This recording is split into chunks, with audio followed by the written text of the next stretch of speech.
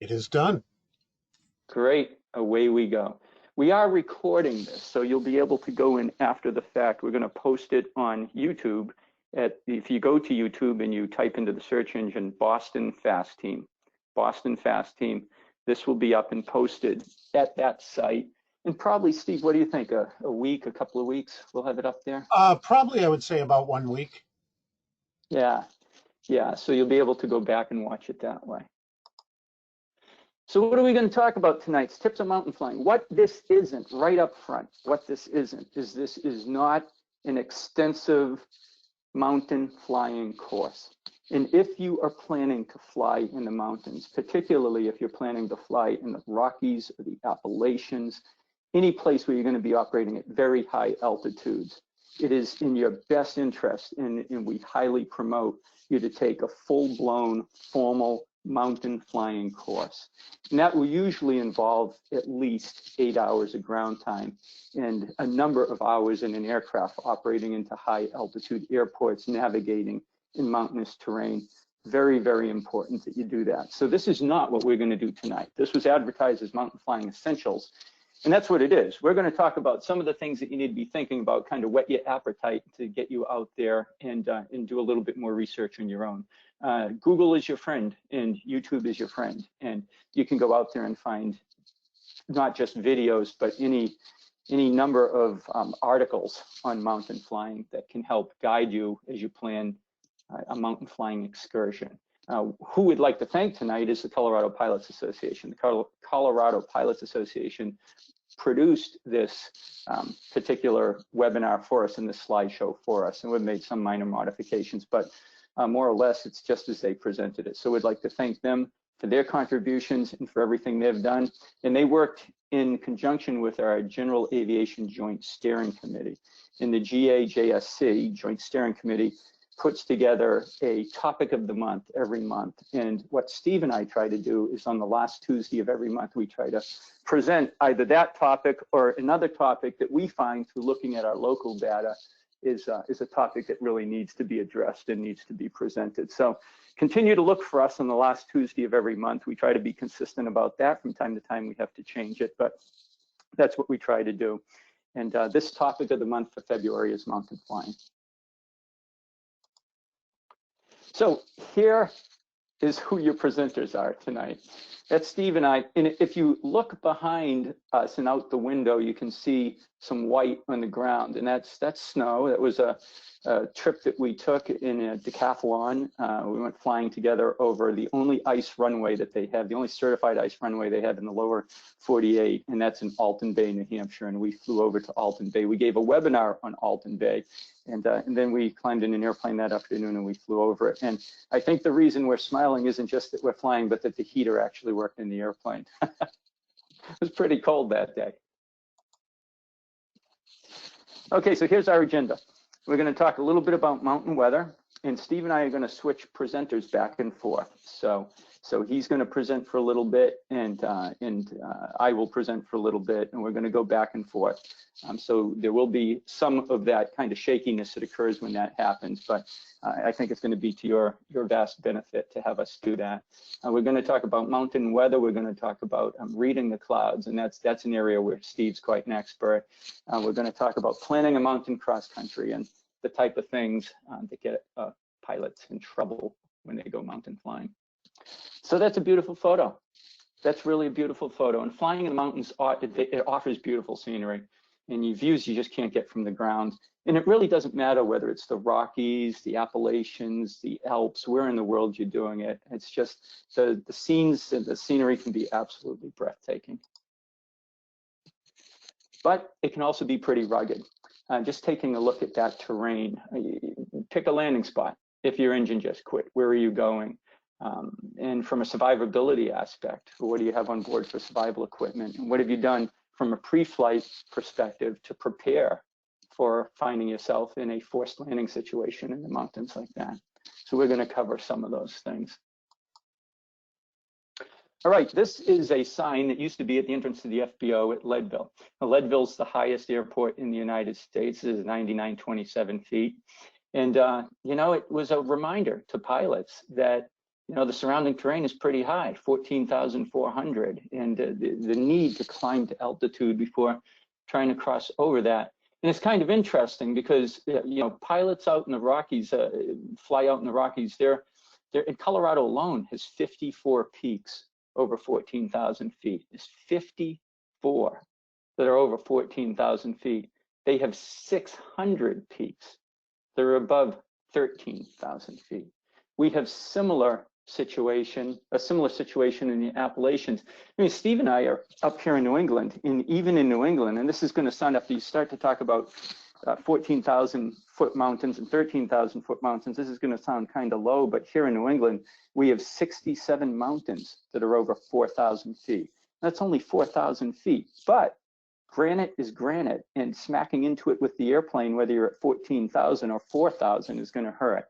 In New Hampshire alone, there are 48 of those peaks over 4,000 feet. And here's Maine, where when you think of Maine, what do you think of? You think of lobster, and you think of lighthouses and kind of the rugged coast of Maine, and it seems like it's flatlander country, but in Maine alone, we have 14 peaks that are over 4,000. Vermont has 5.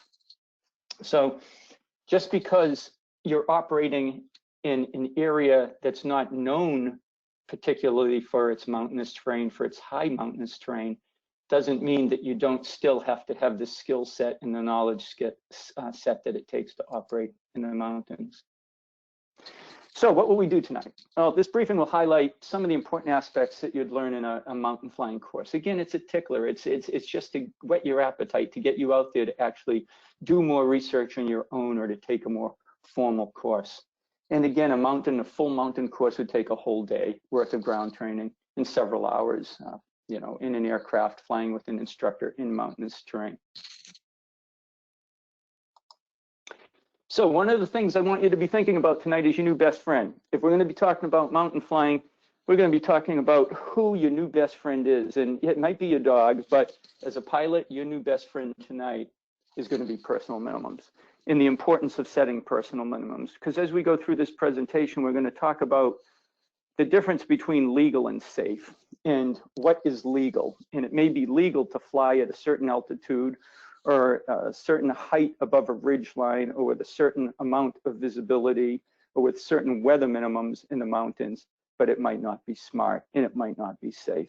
And so what are your personal minimums? So what I'd like you to do is have the whole concept of personal minimums operating like the sound of the highway in the distance.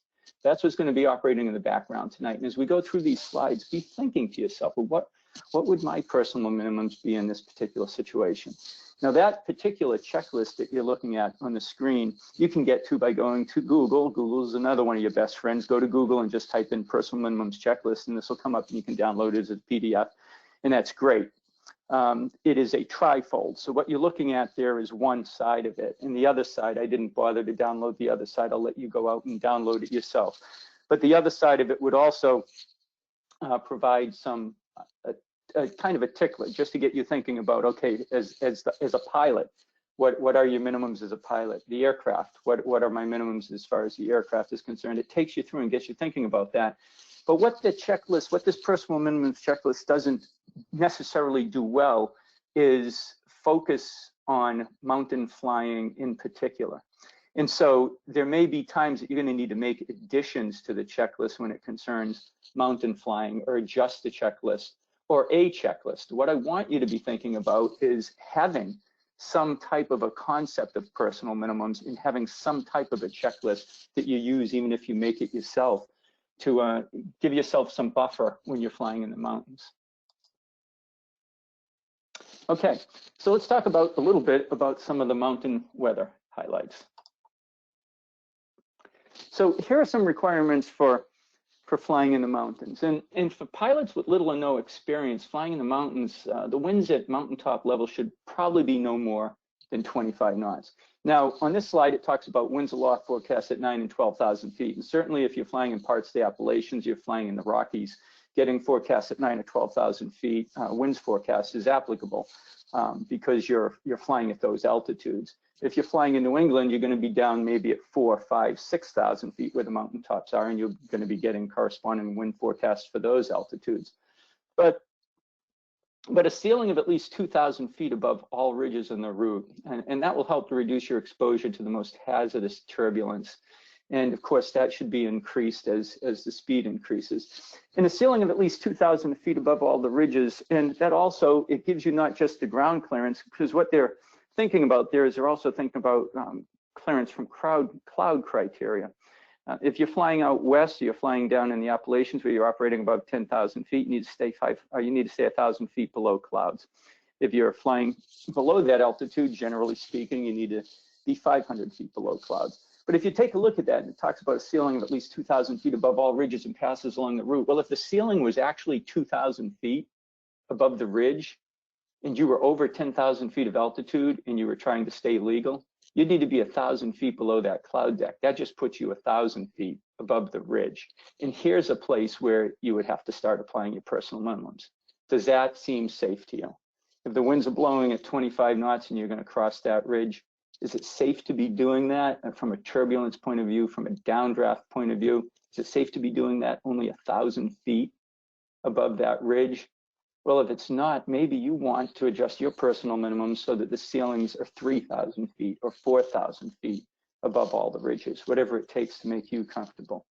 Visibility of at least 10 miles along the route. Again, falling back on the regulations, if you're over 10,000 feet, your visibility requirements are 5 miles.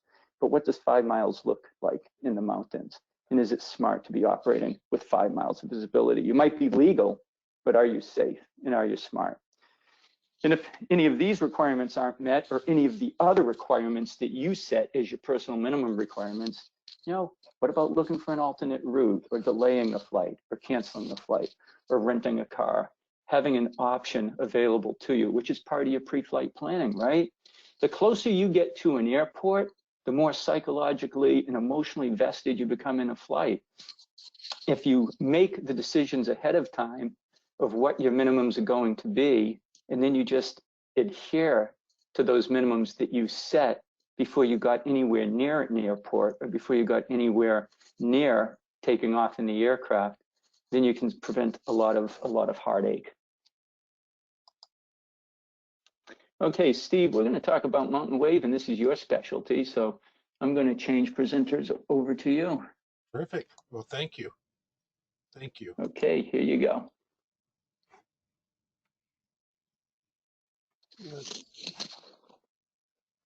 All right, so let's take a look at the audience view just to make sure. Excellent, excellent, that all of you have that.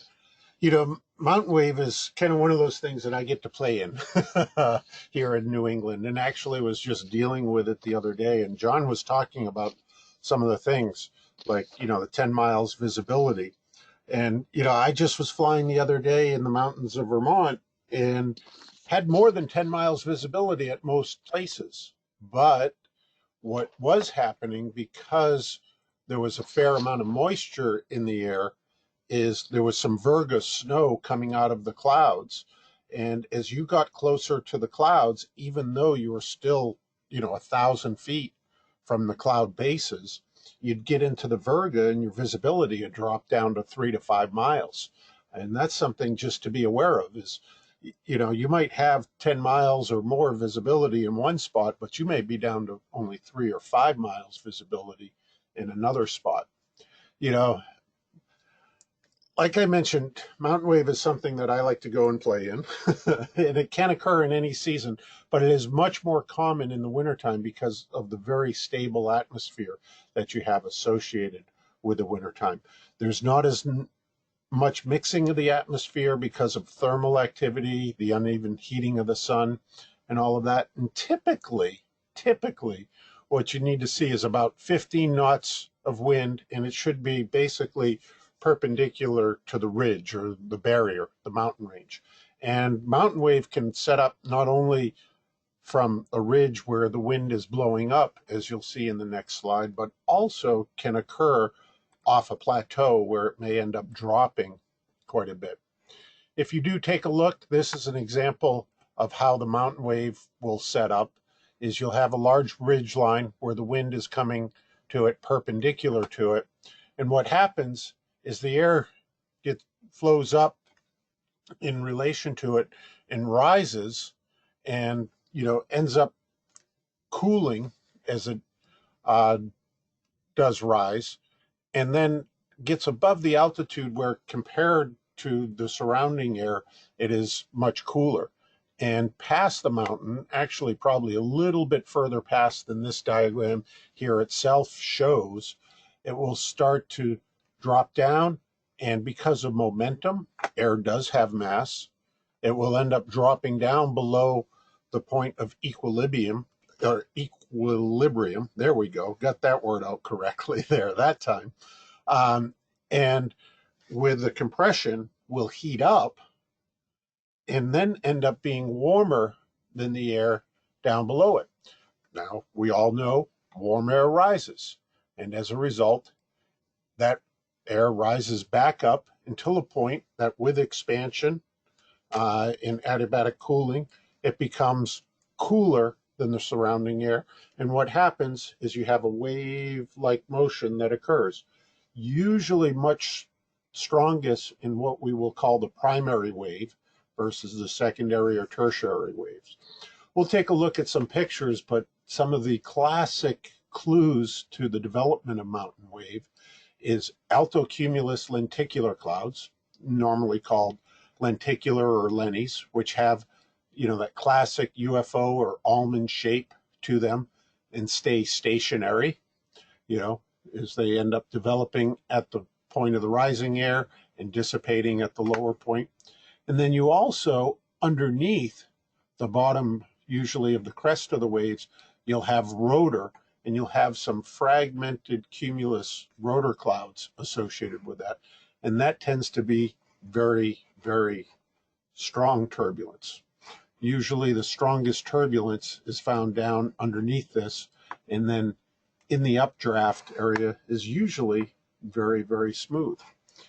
And it can happen that as it hits the ridges, but also what you can have happen is further ridges down can either amplify the wave and make it a little bit stronger, or even interfere with the wave and get it to dissipate or break down. Here's an example, one of the classic areas where we fly and see mountain wave develop in the eastern part of the U.S. You see it all across the West in Colorado, Utah, Idaho, many other places. But this is a screenshot from a weather forecasting tool that I will use that takes a look for mountain wave. And if you look at this example here, you'd see this purple shading and red shading is areas of rising air. And specifically from about, 7,000 feet all the way up past 40,000 feet, we're looking at air that is rising at anywhere from 1.3 knots on up, sometimes quite a bit, which I'll mention. Now, if you're curious, 1 knot up or down is approximately equal to 100 feet per minute. So if you take a look at this, you can see crossing over these mountains in a short area, you'll go from hitting air that's sinking at 200 plus feet per minute to air that is rising at 200 feet per minute up. And that can create a lot of turbulence, especially if you're going across it quickly and across it perpendicular. Here's an example of New England. If we look at going from about Portland, Maine, across to Burlington, Vermont, right here, and this is a screenshot of the mountain wave on a particular day that has set up at altitudes. And in certain spots, like what I was just showing you, we have lift, rising air of 2.5 or about 2.5 knots or 2.5 knots up, with areas close by 2.5 or more knots down, 250 feet per minute is the approximation right there. And you can see if you were doing this route of flight that you would be crossing those areas. And it could, at lower altitudes, be very bumpy underneath the mountain wave, going fast, like in a jet. At higher altitudes, you definitely could experience that. And also, you could be dealing with a circumstance that you may have felt before where, okay, you need to add power for a while, because you're in sinking air, then you get up and then the airspeed starts to creep up and you may have to pull back the power slightly. And this is what it looks like on a satellite picture. And you can even see like these large white bars are the areas of mountain wave. And that's the top of those alto cumulus lenticular clouds that you see developing. And what can happen is mountains further down can help amplify them. And then there's other places where, because of the setup of the following ridges and mountains, it can end up negating the mountain wave that occurs. And you normally will see pilot reports associated with this. Looking out the window, from the airport, you'll probably see pictures like this. This is what the alto cumulus clouds look like, where you can see some of the lower rotor clouds, the fractocumulus clouds underneath. This is an example of how the wind would be going and where you would see the updraft and the downdraft. But what is also important to realize is mountain wave can create circumstances that you could kind of fall victim to as a pilot, and what we would call the wet wave sucker hole. You're probably familiar with these and think about them other times, but as the air comes over the mountains, in this picture that I took here, this is at Twin Mountain Airport in New Hampshire, as the air comes over and sinks and warms up, it reaches a point where the moisture in the air is no longer condensed. So you end up with this, what looks like a terrific blue sky type of day, and it may even set up right over your airport, but the mountain valleys and all the area around you may not be very pleasant, are covered in cloud cover like that. And we do end up every year with a few people, ATC, Boston Center, others get to work with them, that get stuck on top because they actually have climbed up above some of the clouds in these wet wave sucker holes. And it can get to be very dramatic. This is a picture I took a year or so ago, but there is a wet wave sucker hole right here, and this is right near Mount Washington, mountain kind of known for the strongest winds, worst weather, whatever you want to say. But to give you an example, is this ended up being a sheer vertical wall of clouds that went up to about 8,000 feet. This was the mountain wave, the air coming up over, going over the top of the mountain, down, and then created a sheer wall up in relation to it. I happened to fly in that area with a flight recorder. Now, the aircraft I was in, it stops measuring the rising air at 10.5 knots, or about 10 or 1,050, 1,100 feet per minute up. But I had a recorder on board that allowed me to also measure that. In this example right here, I found that the lift off of the sheer wall and going up about 4,000 to 6,000 feet above the top of these clouds that went up to about 8,000 feet MSL was at 24 knots, or 2,400 feet per minute up. You think about that. What type of aircraft do you want to fly in if you're going to be flying in those conditions? 152 is, probably not going to be able to get down in 2,400 feet per minute climb. But even worse is what goes up must come down classically. Nearby, there also were areas of probably 2,500 feet or so feet per minute of sink. And, a lot of aircraft would have a very, very difficult time dealing with that. So that's something you need to recognize if you are flying in the mountains, is the variation in the atmosphere is very significant. And you need to have an aircraft that is capable of dealing with that as best as possible, while you as the pilot know and understand what's going on around you, in order to avoid those areas that you would need that significant power. i.e., be the pilot that knows enough to have the good judgment. I'll change the presenter back over to you, John. Sounds good, Steve.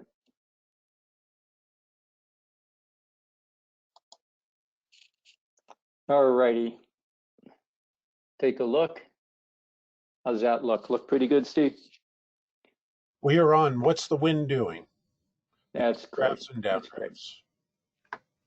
And I think Steve just covered a lot of this, but we'll kind of just quickly, so where are they? Trying to visualize what the wind is doing and how it's affecting, potentially affecting your flight. You're going to have updrafts on the windward side of ridges, as Steve was pointing out, and downdrafts on the leeward side or the leeward side if you're a sailor. And just trying to picture that in your mind and leave yourself an out. And where are you going to go if you get stuck in a downdraft or you encounter a condition that you don't want to be in? When operating parallel with the valley, it's usually best to fly over the updraft side, and we're going to take a look at that a little further on in one of the slides downstream a little bit. So let's talk about density altitude a little bit, since that's a major consideration in mountain flying. And you take a look at this, and this is at Colorado Centennial Airport.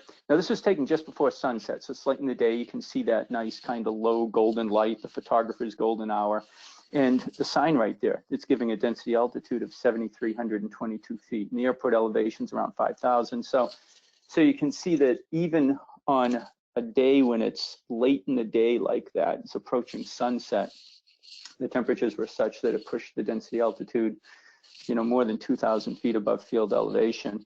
As a kind of a rule of thumb, if you're flying the Colorado Front Range airports at 85 degrees it gives you about an 8,500 foot density altitude, and that's when you're operating out of airports that are at about 5,000 feet in elevation. So if we're going to talk about density altitude, let's talk about it. Now, what is it? Well, here's the book answer. It's pressure altitude corrected for non-standard temperature. And how do you feel about that? I mean, that will get you through the test, okay, but is that a really practical definition for density altitude? I kind of like this one better. Density altitude is actually the altitude at which your airplane thinks it's flying. It's the altitude that the airframe thinks it's flying. It's the altitude that the engine thinks it's flying. Now, if you've got one of those Arnold Schwarzenegger turbocharged engines, that's going to allow you to operate at sea level altitudes up to a much higher altitude. And density altitude is still a factor, but it's not anywhere near as significant a factor as it is if you have a normally aspirated engine. But let's just assume for this discussion that you have an aircraft that has a normally aspirated engine. You're out there tooling around in your Piper Archer or your Cessna 172, whatever it happens to be. So let's see how this plays out in real life. And we're going to go back to our high altitude airport in Colorado. We're going to go back to Leadville. Now, Leadville is at an elevation of 9,927 feet. So let's throw some numbers out there. A standard day is 59 degrees Fahrenheit at sea level. Now, standard lapse rate in stable air is 3.5 degrees Fahrenheit per 1,000 feet. So it's temperature drop of 3.5 degrees Fahrenheit for every 1,000 feet that you ascend. And we're starting at Leadville, so the altitude's 9,927, but just for the sake of the math here, let's just call that 10,000 feet because it makes the numbers easier. So we'll multiply the 3.5 because that's our lapse rate times the 10 because it's 10,000 feet elevation, and we get 35. And then we take 59, which is the temperature on a standard day at sea level, and we subtract the 35 from it, and we get a temperature of 24 degrees Fahrenheit. So 24 degrees Fahrenheit, it actually turns out if you actually use 9927, it comes out to 23 degrees Fahrenheit. But for the sake of this example, let's call it 24 degrees Fahrenheit. So 24 degrees Fahrenheit would be a standard day in Leadville, Colorado. Now, when we think about density altitude, especially if you started flying at a sea level airport, you think about density altitude by kind of associating it with hazy, hot, and humid. And if it's a hazy, hot, humid day, and you walk outside, yeah, it might trigger something. You start thinking from a performance point of view that you have to do some density altitude calculations, which you should be doing anyway, but you have to do the density altitude calculations, and you start doing them. It's kind of like if I'm wearing shorts, well, it's warm enough, I need to start thinking about density altitude. Well, who's going to be wearing shorts in Leadville, Colorado when it's, say, 34 degrees Fahrenheit? But you're already 10 degrees above standard, or it's 44 degrees Fahrenheit, or it's 54 degrees Fahrenheit, but you're already well above standard. You are increasing the density altitude. That's the altitude at which your airplane and your engine think they're flying. And since they think they're flying at that altitude, they're going to perform that way. And that becomes important. So let's take a look at the effects of density altitude on aircraft performance. Here are some standard temperatures at different altitudes. And of course, at sea level, it's 59 degrees Fahrenheit. At 5,000 degrees, it's 41 degrees Fahrenheit. And 10,000 feet, we'll call it 23 degrees Fahrenheit. And so if you were to raise the temperature, if you were to step outside of the FBO at Leadville to climb in your airplane, you already know you have a situation. You're at 99.27 feet. That's the base altitude of the airport. But at 63 degrees Fahrenheit, you're probably not out there wearing shorts. You're probably not really thinking density altitude, especially if you learn to fly at low-level airports, because hazy, hot, and humid is all about density altitude, and it's not hazy, hot, and humid outside. But 63 degrees would be 40 degrees higher than standard. That would give you a density altitude of 12,500 feet. And you're getting ready to take off. So you have your normally aspirated Cessna 172, or your normally aspirated Piper, or Mooney, or Beechcraft, or whatever it happens to be. And as you accelerate down that runway, as you push the throttle full forward at the end of the runway, your aircraft thinks and performs like it's at 12,500 feet. Think what would happen if you took off from a sea level airport and you actually climbed up to 12,500 feet. What type of performance would you have at that altitude? So you're over the ocean, you're at a sea level airport. You take off and climb up to 12,000 feet. What's your rate of climb at that altitude? How much power is your engine producing at that altitude? And that's considering that you have the mixture leaned appropriately for best power. So think about that performance, and then kind of imagine what that would be like if you were sitting on the runway at Leadville and the temperature was 63 degrees and you had a 12,500 foot density altitude.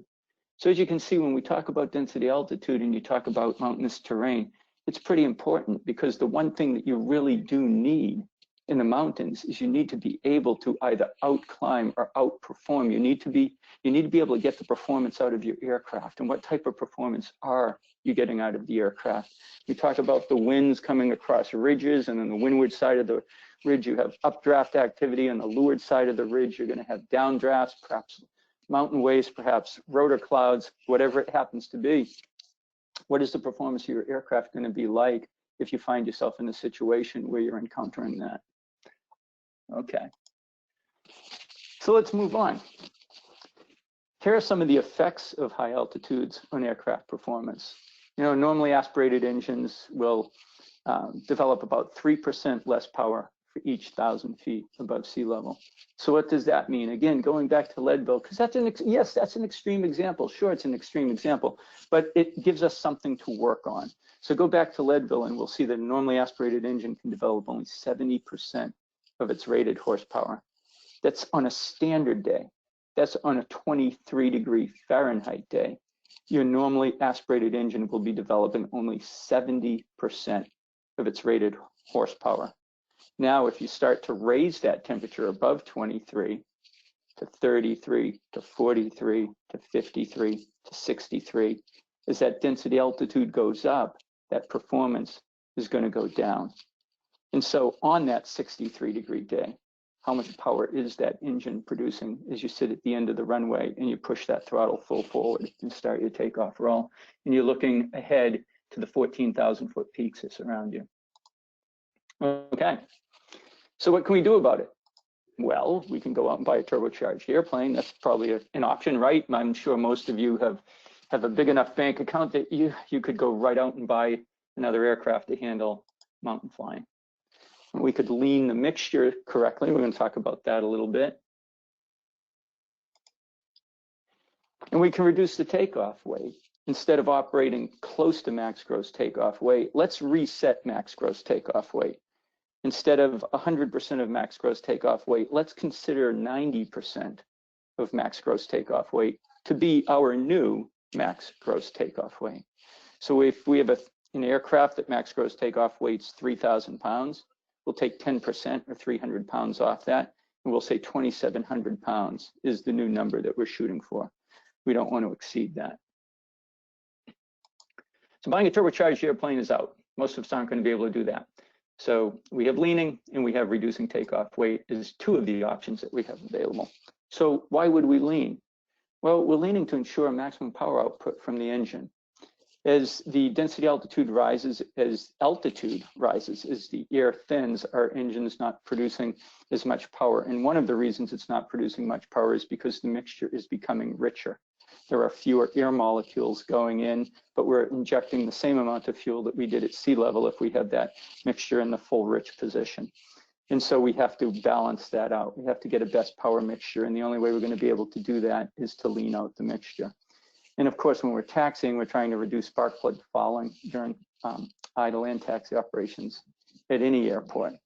But here's the interesting thing. So when to lean? Well, we lean when we're taxiing to reduce the spark plug fouling. But anytime the engine's operating above approximately 3,500 feet MSL, above 3,500 feet MSL that the engine thinks it is operating at.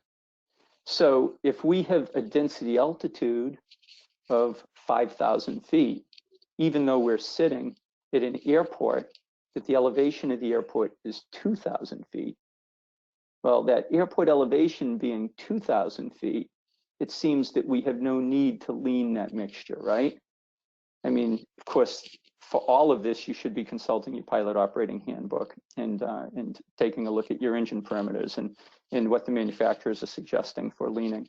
But let's just say at that 2,000 foot airport, we're not thinking that we have to lean that mixture. But if the density altitude at that airport is at 5,000 feet, then that airframe and that engine, if it's a normally aspirated engine, are going to perform as if they're at 5,000 feet. And if you were out flying your airplane at 5,000 feet, if you were cruising at 5,000 feet, you would be leaning the mixture.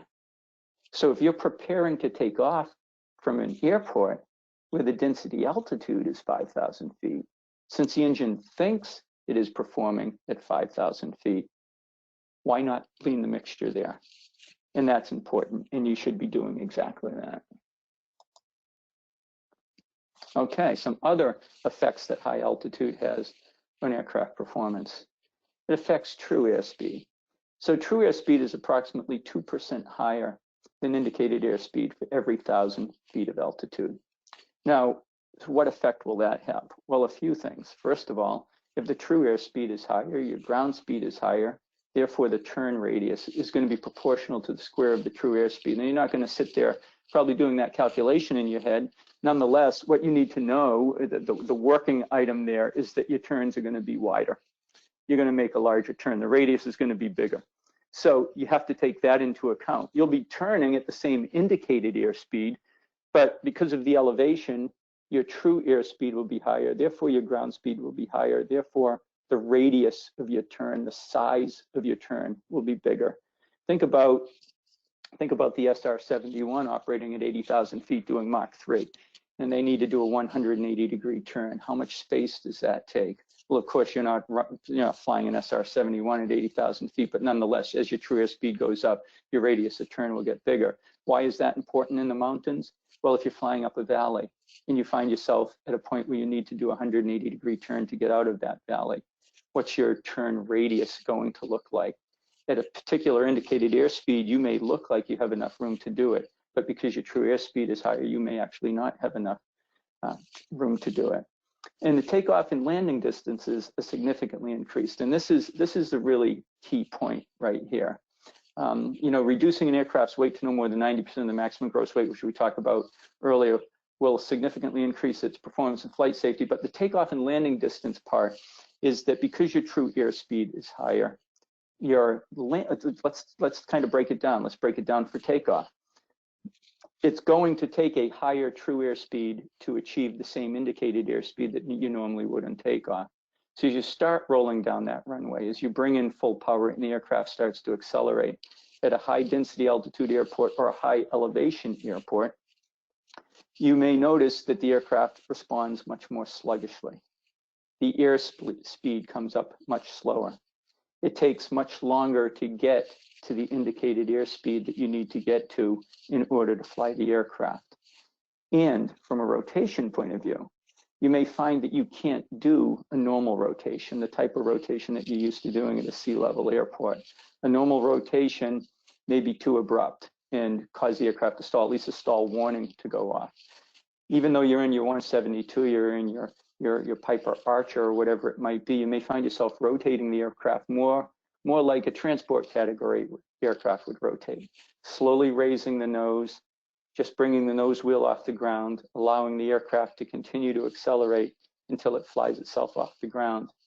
Now, because the true airspeed will be higher, the indicated airspeed, it will lift off at the same indicated airspeed, but because the true airspeed will be higher, there will be a visual trick that will be being played on you. From a visual perspective, it's going to look like the aircraft should be flying at a lower airspeed. And the reason for that is you'll be reaching approximately the same ground speed that aircraft would lift off at a lower indicated airspeed. So it will take a longer takeoff roll. The aircraft will perform more poorly. The airspeed will come up more slowly, and it will take kind of a more gentle touch on the controls to rotate and raise the nose slowly. Now, as far as landing is concerned, you're going to run into a similar situation. On the landing, the indicated airspeed will be the same, and you should be flying your approach and landing at the same indicated airspeed that you would normally fly it. But because the true airspeed and therefore the ground speed are higher, you'll find that the visual impression will be that you're moving too fast across the ground, especially on approach, final approach, as you get down close to the ground. It will seem that you're moving far too fast across the ground. The tendency will be to want to slow the aircraft down, even though the indicated airspeed looks normal. And of course, the point there is to just fly it at the same indicated airspeed that you would normally fly it. Okay, let's jump over to planning tools. A little bit about planning. Okay, so mountain flight planning kind of involves points in space, and we'll talk about what we mean by that. I mean, it's easy to just press D on the GPS, right, to plot a course that goes direct and to follow that course. And it's the shortest distance between 2 points. It's going to be the most efficient, at least it seems like it will be the most efficient. It's going to take the shortest amount of time. It'll use the least amount of gas, and it sounds like a great idea. But when flying in the mountains, that isn't always the great idea. It may involve user-defined waypoints and taking a look at the route and picking a route that's going to keep you over lower terrain.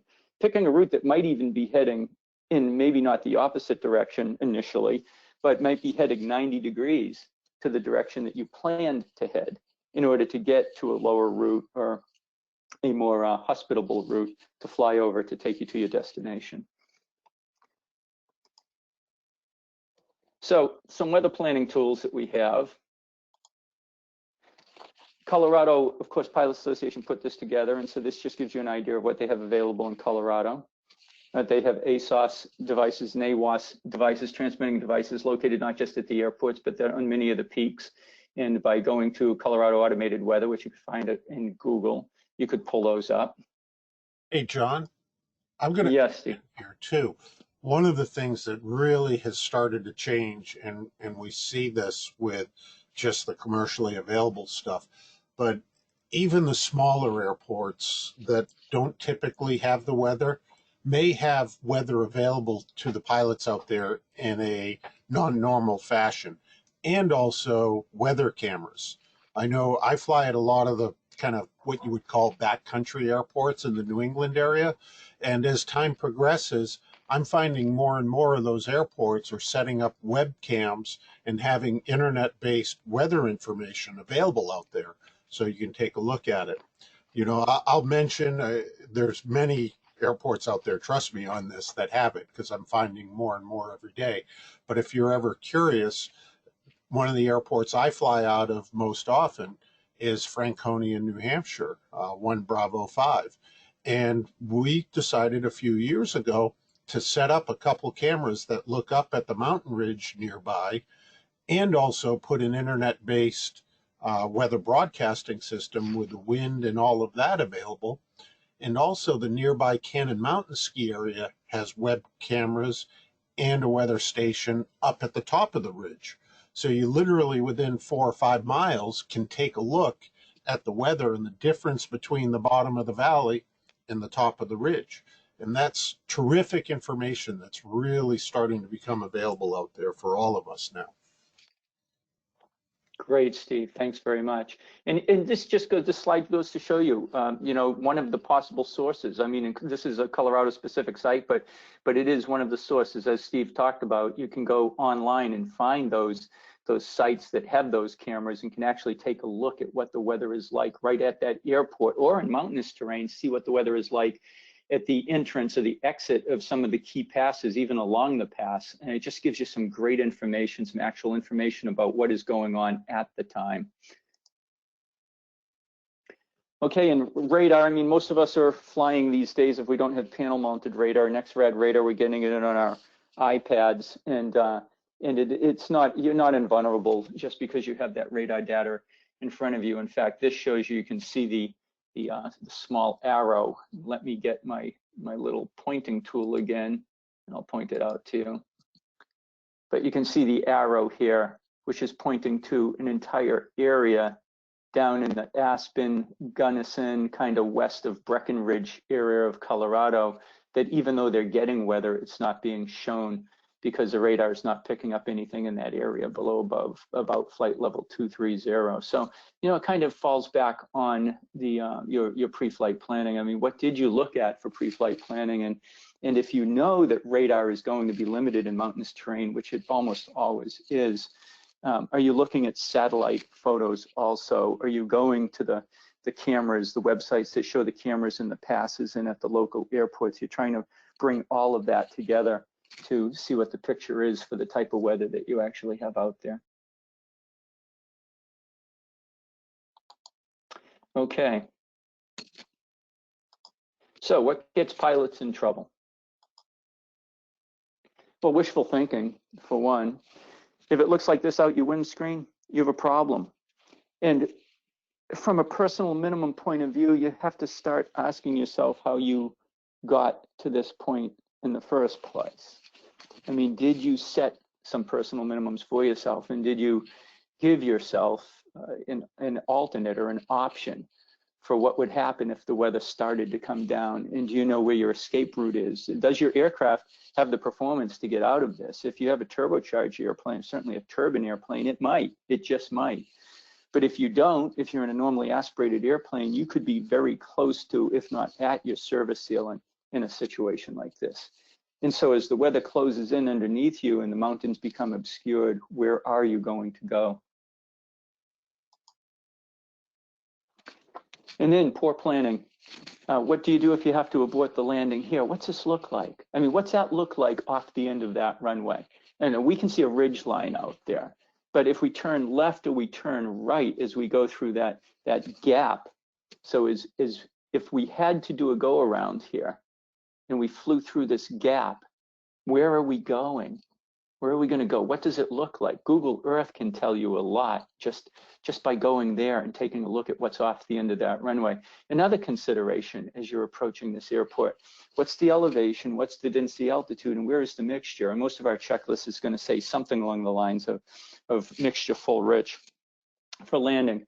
But if you went mixture full rich with a high density altitude, and then you had to go around and you poured the power to it to go around, what's that engine going to do? You could be flooding the engine out. You're certainly not going to be getting anywhere near full go-around power in that situation. At worst case scenario, you could actually flood out the engine and have the engine quit. And so where is the mixture control? And have you thought about that as you made the approach to the airport? So let's take a look for a second at a little bit of route planning. And what I'm going to do is I'm going to use our local area here in New England. So here's my airport. It's PWM. You can't see that right there, but Portland, Maine. And we're going to take a flight up to BTV, which is Burlington, Vermont. And when I just put in that into, and this is off of ForeFlight, and when I just put that into ForeFlight, it draws me out my nice magenta line. And as I take a look along this magenta line, I'm leaving Portland, I see that the terrain in this area is rising. And you can tell that just from the color.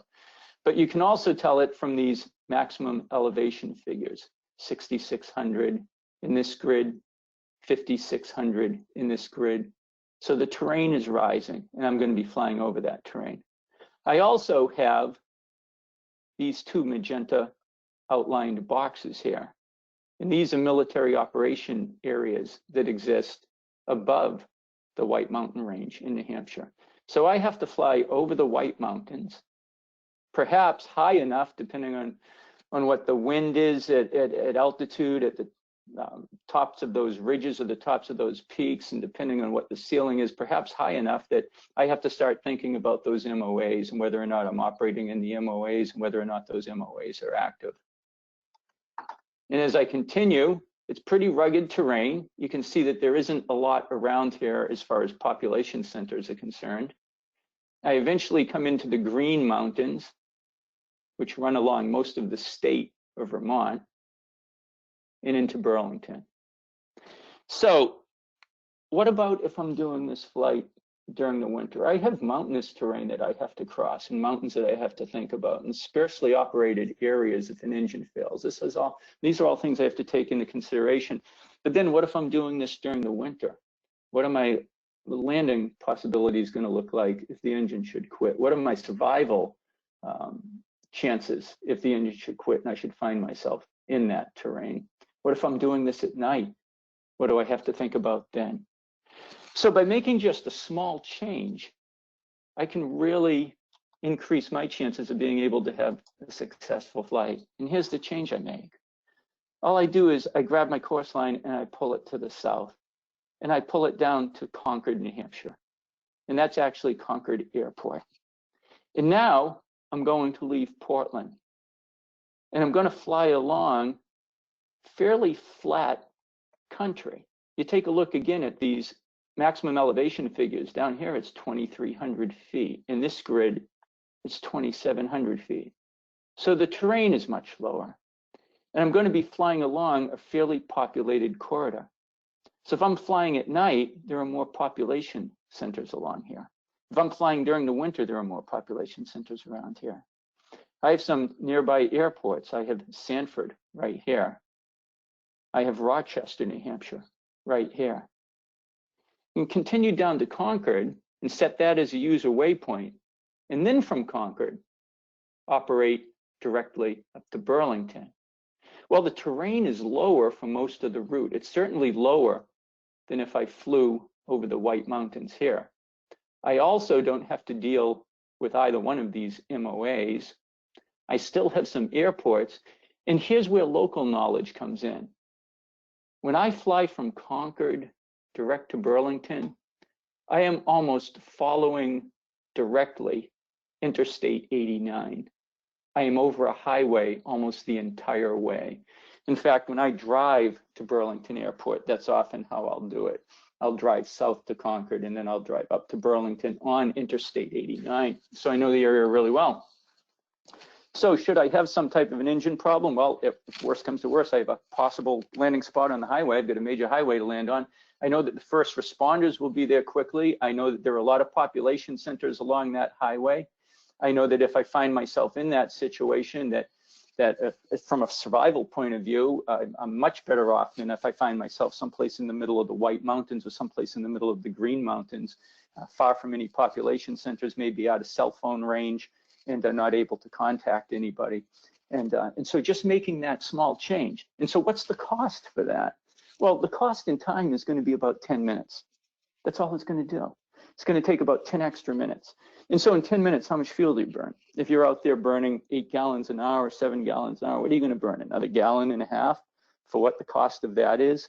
And look at what you've done for you and your passengers to just enhance and increase your chance of being able to make that a flight successfully, and to be able to make that flight with less stress, which is going to make it more pleasant for you, and to be able to have some options available to you in a worst case scenario, should the engine quit or should you need to put down someplace. Okay. So let's just jump ahead. Flying up a valley or a canyon, things to think about. Before entering a valley or a canyon, make sure you have sufficient altitude to clear the highest terrain.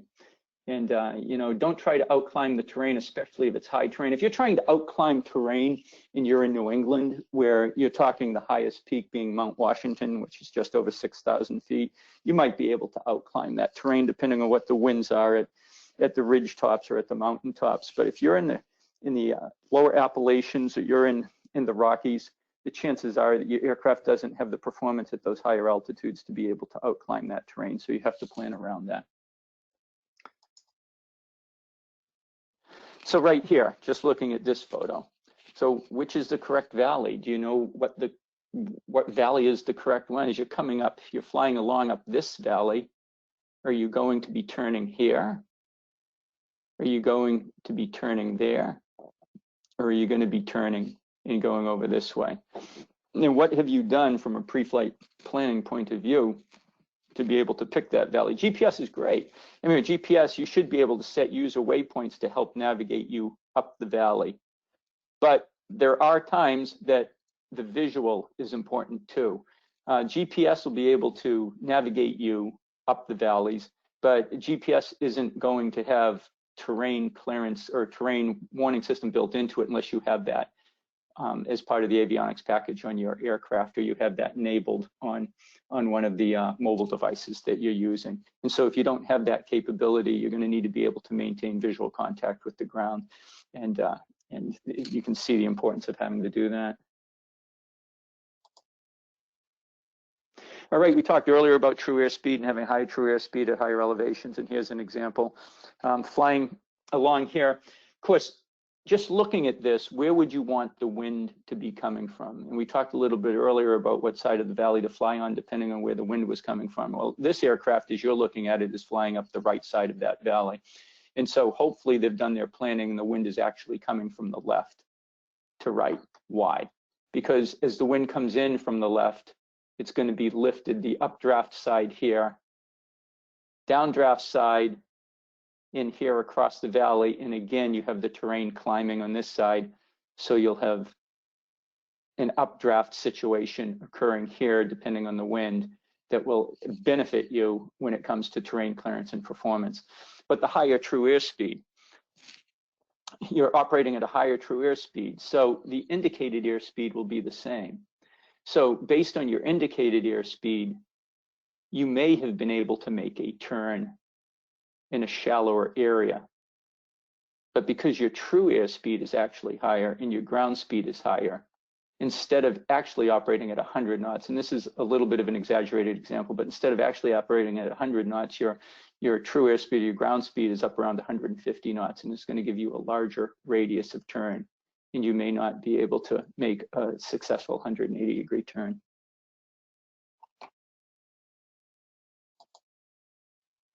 Okay, so some emergency procedures, survival equipment. A story out of my past. It was a January day, and this goes back, 15 or 18 years ago. And it was a January day in Portland, and it was a cold January day. It was probably 10 degrees, and it was relatively early in the morning. It was about 9 o'clock in the morning. And I was heading out on the flight line to grab an airplane to go and do some proficiency flying. And, you know, I was dressed in my ski parka in my ski pants, and it was pretty cold out there, and the wind was relatively light, but still 10 degrees is 10 degrees.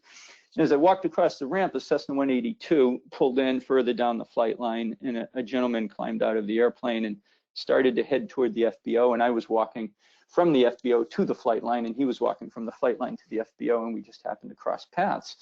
And when he had pulled in, I could see the aircraft, and it looked like he had a pretty new paint job on it, and it was really an attractive paint job. And I mentioned that to him, and he said, "Well, thanks, I appreciate that." And he said, "I have some new avionics in it too." He said, "The door's unlocked. Feel free to take a look inside the airplane." And what I happened to notice is, as we were talking to each other, the way he was dressed. And he was dressed in typical businessman attire. The Brooks Brothers suit, the Ferragamo shoes, the briefcase, and he had on what looked to be not a cashmere wool winter business coat, but what looked to be kind of like a long spring raincoat. It didn't even look insulated. And so I thanked him, and I continued walking out to the aircraft. And as I did, I passed his aircraft, and I wasn't going to go into his aircraft, even though he had told me I could. I wasn't going to go into his aircraft without him being there, but I did peek through the window because I was curious now. And he said he had just had some new avionics put in, and so I peeked through the window to see what the avionics looked like. And I couldn't help but notice as I looked inside the airplane. It was a 182, so I could see everything. I could see into the back baggage compartment, the back seat, the front seats. And there wasn't a stitch of survival equipment, nothing. And he had passed me wearing basically what a businessman would wear on a warm spring day. And unless he had been carrying a survival kit inside that briefcase, he didn't have any survival equipment on him at all. And when we had spoken on the ramp, I had asked him where he had come from, and he had come out of Plattsburgh, New York. Now, that ForeFlight map that I showed you a little bit earlier, Plattsburgh, New York, is just west of Burlington, Vermont. So think about the line that I drew from Portland to Burlington, crossing the White Mountains and the Green Mountains to get into Burlington. Well, he had reversed that. For all practical purposes, he had reversed that. And he had come across the Green Mountains, and he had come across the White Mountains. And when I saw him on the ramp, it was 9 o'clock in the morning. So it's about an hour flight, maybe an hour, 15-minute flight in a 182. And so he had launched probably sometime around 7:30 or 8 in the morning and come across that terrain with no survival equipment at all on board the aircraft. So what would have happened if he had to make a forced landing? Where would he have gone? He didn't fly down to Concord and then up to Portland, which would at least put him over the interstate in lower terrain and pretty densely populated terrain also. No, he had flown a direct route straight from Plattsburgh into Portland with no survival equipment on board the aircraft. So emergency procedures, survival after landing. First of all, have a survival kit on board the aircraft and have survival equipment in that kit to deal with all the occupants of the aircraft. You may only need enough water for yourself if you're the only occupant of the aircraft, but if you have passengers on board that aircraft, make sure the survival equipment is adequate to meet the demands of the number of people that you have on board. Here are some just basic tips. Staying with the airplane, the importance of keeping warm and staying dry. Of course, wet clothing just transmits warmth away from your body much, much faster than dry clothing does. Drinking fluids, activate the ELT if it hasn't already activated on its own, and you should have a 406 megahertz ELT on board. Personal locating beacon is a great idea. Handheld radio is a great idea. If you don't have it, maybe, and you're operating in mountainous terrain, you should have it. It should be essential equipment. Maybe next Christmas, Santa Claus can bring it for you and leave it under the tree. You can try radio contact with other aircraft or in the Unicom frequency. If you have your cell phone with you, see if you have cell phone contact. And, signaling by radio, which would probably be your first option, cell phone, handheld, or a mirror if it comes to that. And did you file a flight plan? The most basic of survival equipment is a flight plan. Did you file a flight plan before you left? Oops, jumped ahead a little bit there. So what kind of ELT? A 406 megahertz. They're much more affordable these days.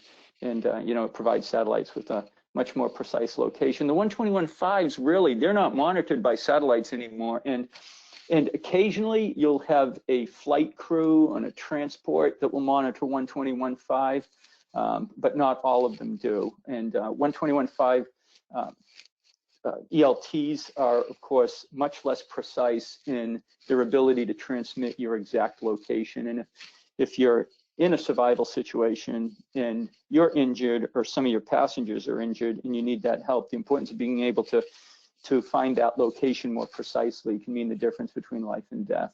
Of course, we talked about PLBs as good backups, and a number of other devices, spot devices, spider tracks. They have signaling features that leave a breadcrumb tracks to help find you. And if you're not familiar with those devices, Google it. Take a look, do a little research, find out about them. It might be something that's worth it to you. And satellite phones, you know, of course, especially in places like Alaska. And Steve, you have some experience with those devices. Yeah. I fly with a InReach Mini, so that I have the capabilities to at least text.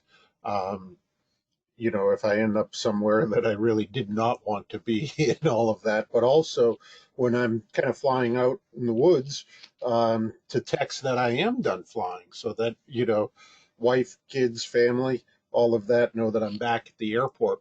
The other thing, based upon experience, and you might be able to see it in a previous webinar we did, I think that is titled, "Oh no, I'm landing out."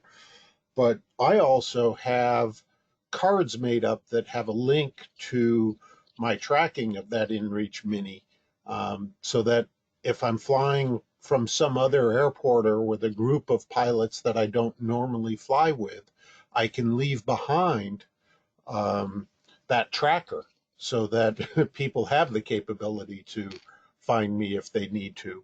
Or like if going out hiking and all of that, I leave it in my car, um, so that, you know, say Fish and Game or something like that is out there looking for me and they end up getting into my car, they will find clipped onto my keys is actually the tracker location, so that it just makes it easier for people to find me if I am stuck out back in the woods. And Steve, what was the cost for that? Oh, that's a good question. I think the InReach Mini, when I bought it, was fairly new, and I'm giving broad-based approximations um, with that. Is I think it was like $350 or so total to get the InReach Mini, and then there's various subscription services that you can do annually, or you can do it on a um, you know, cost per use type of fee structure too, because I not only fly out back in the woods, but I try to get out and go hiking and do the outdoor type of things that many people in mountainous areas like to do. I keep an annual subscription, and I think mine is approximately in the $75 per year range. And Robert Richardson is, you know, mentioning it. He just sent the link. He said it's $399 at buygarmin.com. So that gives you a good idea. You can take a look right there. They have a lot of information, but that is a terrific thing to use if you're going to be doing some backcountry flying. And there are probably places where you can rent some of the equipment. If you're only going to do an occasional trip in the mountains, still you should take that full-blown mountain flying course. I can't say enough about that. But if you're only going to do an occasional trip, there may be places where you can actually rent equipment. I flew down to the Cayman Islands with a friend a number of years ago, and that's down south of Cuba. And in Key West, we had a training day where we were trained on overwater operation, and everybody who was making the flight was trained on overwater operation. And it was great because they had a number of vendors that were right there that rented out the equipment, the life rafts, the buoyancy compensators, everything that you might need for water survival. And so, you know, if you scrounge around a little bit on the internet, I'm sure you can find places where you can rent some of this equipment. It's great to have. And, you know, of course, the cost, it's always a factor. And we always look at the cost of something and try to weigh that against the good that we will get out of it. It's a cost benefit analysis for most of those decisions that we make. But it's interesting, you know, you put somebody into the situation where they actually need it. And if you need it, the cost becomes priceless. It's almost like you would pay anything to have that $300 or $400 device if you actually need to have that device. So going into it with that thought process in mind and kind of trying to adjust. I mean, you know, as pilots, we're always taught right from day one to leave ourselves and out, to have an alternate plan and to try to pre-plan and know what we'll do if the situation should turn out to be, you know, a worst case scenario. And think about that as you're flying over the mountains. If you do run into a situation where it's a worst case scenario and you find yourself having to do you know, a forced landing someplace and be in a survival situation, how much would that equipment mean to you then? Be important to have it. All right, just jump ahead.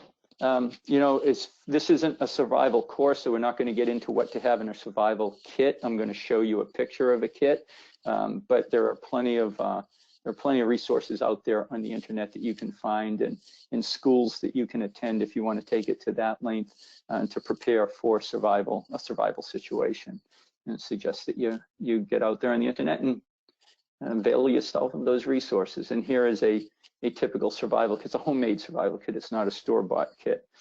It's just something that somebody threw together, and you can see the you know, the items that person choose to have in their survival kit. And of course, water is a crucial item, and having enough water. And you know, some people will tend to carry gallon jugs of water because they're inexpensive and they're easy to buy and they're easy to transport. But you know, in a forced landing situation, that gallon jug of water can get breached and be destroyed, and there's all your water. You may be better off in that situation to pick up a 12-pack or a 24-pack of single bottles of water. That way, if some of them get destroyed, you have others there.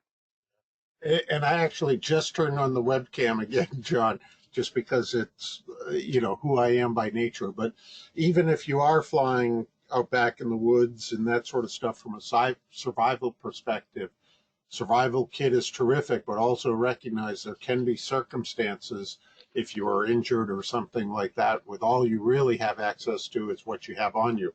And as a result, the attire that I tend to buy is a little bit different. You know, I have a shirt here that I think has about 8 dozen pockets in it. You know, it is made of like a fireproof material that I'm wearing tonight. Just what I happen to grab out of the closet. But because I'm out there and when I'm flying, I tend to stuff my pockets with that. People that fly with me, especially other than in the dead of winter, probably recognize that I have a habit to wear a vest with multiple pockets in it, you know, with things kind of stuffed in there also. You know, it's just something I've picked up from what we do, looking at accidents over and over again. And sometimes it's very rare, but it is worth it in those circumstances to have some of the things that can help you available right immediately on your body. Yeah, you bet. You bet. It's good knowing, and it gives you a peace of mind to know that you have that equipment on board. And here's another key: is having survival equipment on board is great, but do you know how to use it?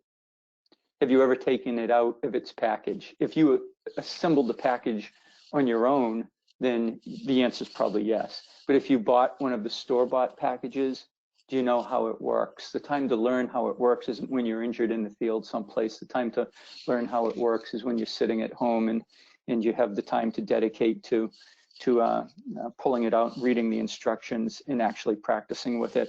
My wife and I used to do a lot of camping before we had kids, and we would, you know, building a fire, you'd find dead wood in the forest and use that for your campfire. And my wife one year bought me a great saw. It was in a tube, a metal tube, and you pulled it out and assembled it, and you could cut through some pretty substantial deadwood with that saw. But the package that it came in, it was a Christmas gift, and somehow as the Christmas packaging got thrown out, that package disappeared and the instructions on how to use it disappeared. And I didn't get to use it until about a year later. And luckily, I pulled it out before I headed out on the camping trip and tried to assemble it while I was sitting in my living room. I couldn't get the thing together. I couldn't figure out for the life of me how to get that thing together. There was nothing that was intuitive about it. And if that had been a piece of survival equipment for me, you know, I would have found myself in a world of hurt, not knowing how it worked, not knowing how to assemble it. So practice with that survival equipment, know how it works. Okay, so there's nothing like the feeling you get when you know you're playing your A game. And in order to do that, you need a good coach. So getting together with a flight instructor and flying regularly with a flight instructor, exploring new horizons, expanding on them. Perhaps that means taking a mountain flying course. And of course, like Vince Lombardi said, perfect practice leads to perfect performance. One of the ways to do that is to take part in the FAA's wing program. You can find that at the FAASafety.gov website. If you don't know anything about the program, I encourage you to go to our FAASafety.gov website. It's the FAASTeam's premier website, and there's plenty of material there about the WINGS program and how to participate in it. In fact, you have to use the website in order to participate in the program. You can always go out to Google and type in FAA WINGS program and download some of the literature that way to learn about it that way. The user's guide is available. We have a user's guide that's available both on the website, and you can find it if you go to Google. So please learn about the WINGS program and how it can help you to maintain proficiency, because taking a ride with an instructor once every 2 years to fulfill the flight review requirements isn't going to be enough if you're planning to fly in the mountains. You want to stay more proficient in that. And so once again, our thanks to the Colorado Pilots Association for their partnership, actually, in creating this presentation. I hope that you will use this presentation as an incentive to learn more about mountain flying, whether you're flying in the Rockies, whether you're flying overseas in the Alps, whether you're flying in the Appalachians, or whether you're flying right here in New England, whether there's low kind of mountain terrain around your home airport. Just take the time to learn more about it and to get more proficient in using it. And so at this point, we're gonna kind of stop our presentation and take questions. Steve, what do we have? All right. Well, I have been answering a lot of the questions in relation as we've gone through. I've left up those that have been good questions that I had the opportunity to be able to answer to everyone. You know, I was just starting to type, Rob Richardson asked a question and I was starting to type an answer to him, but I'll answer it out verbally and also reply back to you. He was wondering about schools in the New England area that may specifically focus in on some of the mountain type flying or backcountry type flying or that sort of thing. It does vary. I do know up at your way, John, I've seen a school develop that uses Super Cubs in the Sugarloaf Mountain area of Maine. I don't know anything about them other than they have that available. I know there's a few instructors and they do keep an aircraft that they can kind of do some what I would call pseudo type mountain training at Southern Maine Aviation. I know Mary, I don't know if Mary and Matt, who did a lot of seaplane type flying, but also they did some flying on mountain type stuff on skis and on wheels in the past. I don't know if either of them are still out there. I'm trying to think. I used to do some of it in New Hampshire, but don't necessarily anymore. But I do know there are some individual instructors out there, and the same in Maine. So I'm going to turn it to you if you can think of anybody off the top of your head. No, I can't think of anybody in Maine. I think the people that you pointed out are the people that I would suggest also. Nothing specific as far as a specific mountain flying course that I can think of. Depending on how far afield you want to go, over in the Burlington, Vermont area, you might get a little bit better luck out in that area. There are some folks up there that you could call and talk to them about it. One of the pilot examiners up there is a gentleman named Hobie Tomlinson, and it's Tomlinson, and Hobie knows everybody in the Burlington area, and Hobie would be a good resource if you want to look under Google for designated pilot examiners in the Burlington area. His name would pop up and his contact info would pop up. Yeah. But I'd have to agree, Steve, with what you said. It is different. I know they kind of focus on short fields, and for the life of me, I apologize, everyone. I cannot recall the name, but there is the school in New Jersey that focuses in on Piper Cubs and kind of short field takeoffs and landings and that sort of stuff.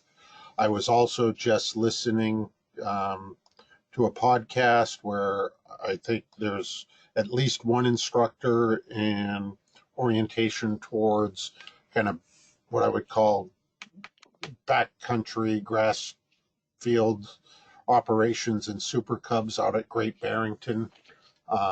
Massachusetts now too, which is in the I want to say Adirondacks, but the Berkshire Mountains of Massachusetts. So there are available. It does vary. You know, for me, it's probably a retirement gig. Who knows? We have to start thinking about those things now. Yeah, yeah. Um, At some point. yeah, I'm going to ask this question if I'm pronouncing the name correctly, but Sukumar Liar had just asked, how high above the ridge do mountain waves go, and can you fly over them? It does depend upon the conditions, but they go very, very high. The atmosphere works in 3 dimensions, and one of the classic ways that mountain waves are usually described is if you think about the water going over a boulder in a river, and you can see like a few waves develop behind it. That is the same scenario setup as mountain wave. The only thing is a river or a stream only goes so deep, and you know it changes the medium from water to air. In the atmosphere, it goes very high.